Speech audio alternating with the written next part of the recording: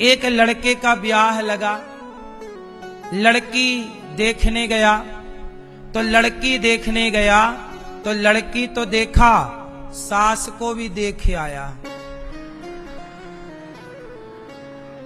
है ना। और शादी 16 तारीख की निकली आज की, आज 16 है, आज की शादी थी बेचारे की।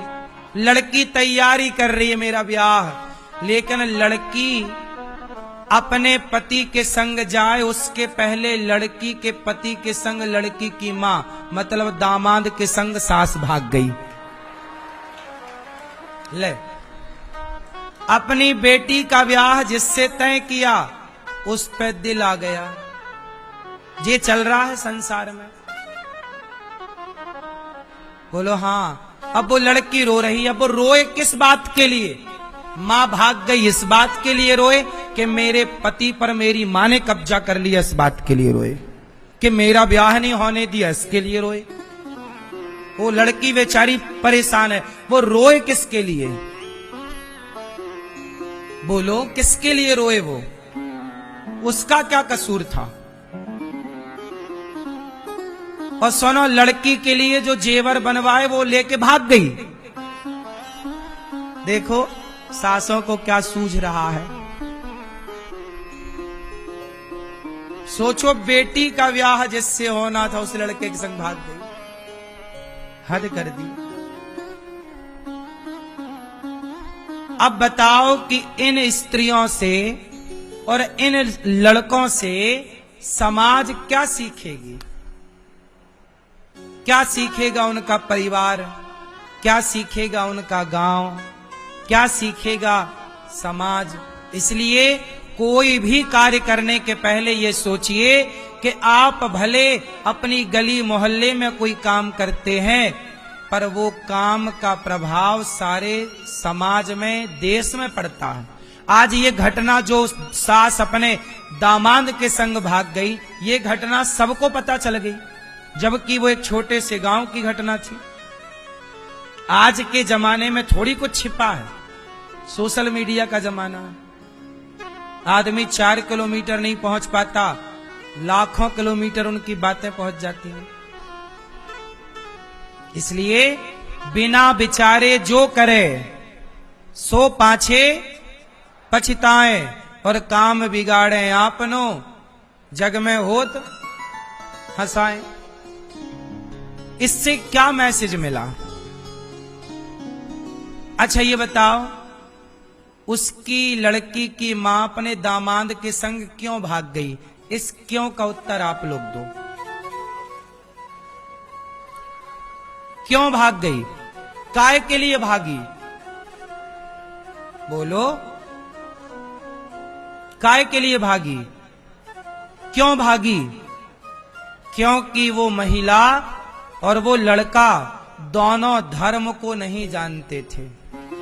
यदि धर्म को जानते तो वो लड़की की मां ये सोचती कि ये मेरी लड़की का होने वाला पति है, ये मेरे पुत्र के समान है। वो दामाद के संग नहीं भागी, वो अपने बेटे के संग भाग गई। दामाद क्या है? दामाद क्या है? वो अपने बेटे के संग क्यों भाग गई? क्योंकि वो धर्म का ज्ञान, धर्म नहीं जानती। इसलिए कहता हूं, अपनी बेटी अपने बेटे को धर्म का पाठ पढ़ाओ। धर्म पढ़ना जरूरी है और यही तो धर्म है। उस लड़के ने काश पाठ पढ़ा होता कि ये तो मेरी मां है। सास तो मां होती है। बोलो, अब इस मां बेटे के रिश्ते में जरा भी दोष आना पाप है कि नहीं? स्पर्श करना तो पाप है साहब, सोचना भी पाप है या नहीं? लेकिन ना तो उस लड़के ने सोचा, ना तो उस लड़की की मां ने सोचा। और काहे भाग गई? अपनी वासनाओं के लिए। क्या था? इस बुढ़ापे में भी उसकी वासनाएं पूरी नहीं हुई तो भाग गई जवान लड़के के संग। आजकल आदमी इतना वासनाओं में डूबा हुआ है। काम से कल ही मैंने कहा था, अंधे कितने तरह के होते हैं।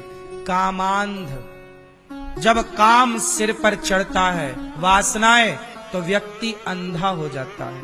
इसलिए कहता हूं, अंधे मत होइए, अपने आप को सत्संग से जोड़ करके और अपने अंदर की बुराइयों को मारिए। मारना है, आपका कोई दुश्मन है। अब बताओ, अपने भीतर की वासनाओं के लिए अपनी बेटी के पति के संग भाग गई, तो वासनाओं को कंट्रोल किया होता, मार दिया होता अपनी इच्छाओं को, तो इसे कलंक से बच जाती कि नहीं।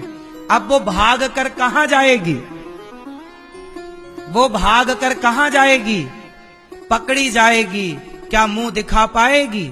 यहां भी बिगड़ गया उसका, अब समाज में क्या वो रह पाएगी? रहेगी तो किस मुंह से रहेगी? लोक भी बिगड़ गया और मरेगी तो यमराज जी बड़ा डंडा रखे होंगे उसके लिए। आह, भगाता हूं तुझे दामाद के साथ। टिनपा पड़ेंगे उसके खोपड़ी पे।